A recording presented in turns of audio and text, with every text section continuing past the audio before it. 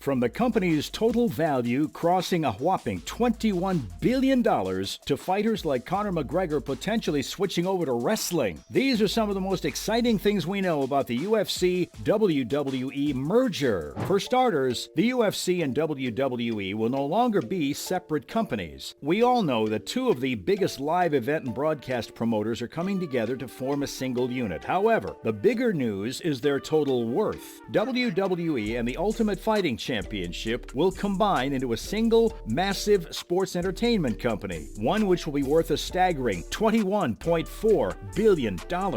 This new company will be publicly traded and will bring together a combined total of over 1 billion fans from all over the world. It's important to note, however, that as much as the division may look 50-50, it really isn't. Endeavor Group Holdings, Inc. will have a controlling interest in the new company with a 51% stake, while existing WWE shareholders will hold 49%. This may seem like a difference of 1% only, but it's a common practice to give one group the upper hand, while both groups are technically equally responsible for the company. It's also worth noting that the companies have valued UFC at $12.1 billion and WWE at $9.3 billion, which also explains how the division has been made. He decided not to body slam me.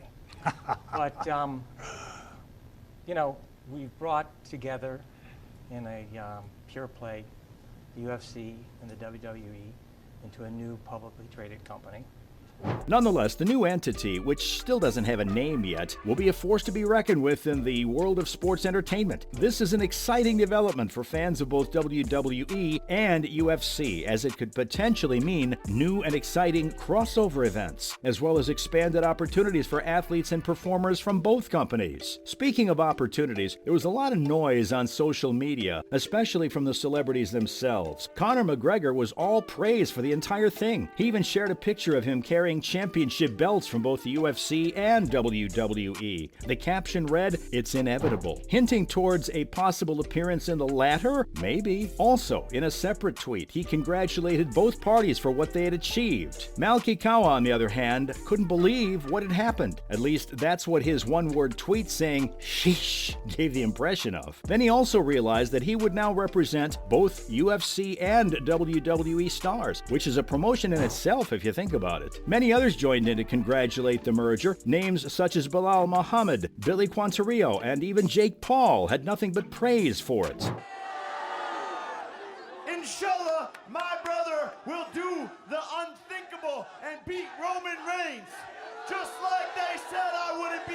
Of course, that all makes sense because at the end of the day, they're the ones who are going to benefit from it. But the real stakeholders are the fans. And there was a mixed reaction from them. Some were really excited about it, and some not so much. The more intense reactions came from fans of UFC, who were critical of the fact that a serious and no-nonsense sport such as UFC would have to walk with WWE, which we all know is less competitive and more performance. And of course, this whole situation begged for some memes, which there were a ton of. Safe to say that there were all types of reactions after this announcement, and why wouldn't there be? After all, Vincent Kennedy McMahon himself claimed that the total number of fans would now be over 1 billion. And while we're on the subject of McMahon, you'd be happy to know that all the chief executives and presidents will be continuing in their roles, at least the ones that are important to the fans. Everyone was very interested in us, and I appreciate that.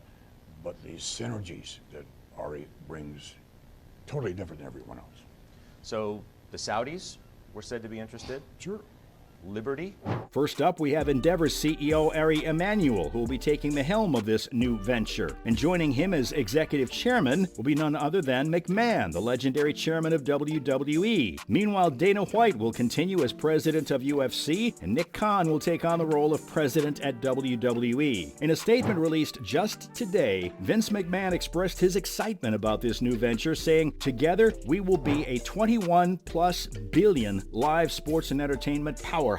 So what can we expect from this new company? According to the executive chairman, the two main goals for the company would be to focus on increasing and maximizing the value of media rights, as well as making sponsorships the center of monetization. So no motives are hidden at all. And that's great, because it goes to show how honest they are willing to be with the public. Plus, at least UFC fighters will get to enjoy better salaries, developing new forms of content, and pursuing other strategic mergers and acquisitions to further bolster their brands. With with such a star-studded lineup and a clear vision for the future, it seems certain that everything has been planned perfectly to the T. Having said that, it's not difficult to see that this was bound to happen. After all, there were already connections being built between the two entities. Firstly, it's important to note that there have already been ties between the WWE and UFC in terms of talent. Stars like Brock Lesnar and Ronda Rousey have previously made the switch between these two businesses, which has only fueled speculation about a possible partnership. Other fighters such as Conor McGregor and Roman Reigns have been a part of rumors suggesting a switch to the other side. And with Conor posing with both belts, one of those is closer to reality than ever. So a deal between Endeavor and WWE would solidify two separate groups into one, and it's definitely going to be better for both, but especially WWE, because even though it is still very popular, it isn't comparable to what it was in the past. It's been run as a family business for years. In 1982, McMahon seized control of Capitol Wrestling from his father. He then expanded the business from a local venture to a nationwide spectacle, and we all saw that happening. The WWE became a powerhouse in the entertainment industry, with iconic figures such as Andre the Giant, Hulk Hogan, and Dwayne "The Rock" Johnson. In 1985, the first ever WrestleMania took place, cementing the WWE's status as a leading name in professional wrestling. Of course, who can forget the rebranding from WWF to WWE later in the years as well? And speaking of WWE superstars, many of these pros have gone on record later in years saying that if the UFC had come to the light earlier, they would have joined it. So that's pretty nice for newer wrestlers who would want to switch. The point is, Vince is a visionary who can understand when to take the next step, and he thinks this is the right time to do it once again. It's also something Dana White and the UFC can learn from him and his company, now more than ever, especially given how much noise there's been around UFC to change some annoying things about it, like paying its fighters justly. And as I said, WWE may not be as popular as back in the day, but it's still doing wonders for itself, and the stocks are here to prove it. Now, despite the fact that professional wrestling may be scripted, the financial success of WWE is anything but that. In the last 5 years, their stocks have generated an impressive total return of 172%. One of the main factors contributing to its success is its television licensing deals, which bring in the majority of their annual revenue of $1.3 billion. These deals with media giants such as Comcast and Fox are set to expire by the end of 2024, with renegotiations planned for mid-2023. Surprisingly, before these renegotiations began, WWE put itself up for sale earlier this year. As fans were disappointed with the news, Vincent made a return as executive chairman, and now, as we see it, he's leading both WWE and UFC into a completely new era of live broadcasting. So there you have it, everything we know about the UFC-WWE merger so far.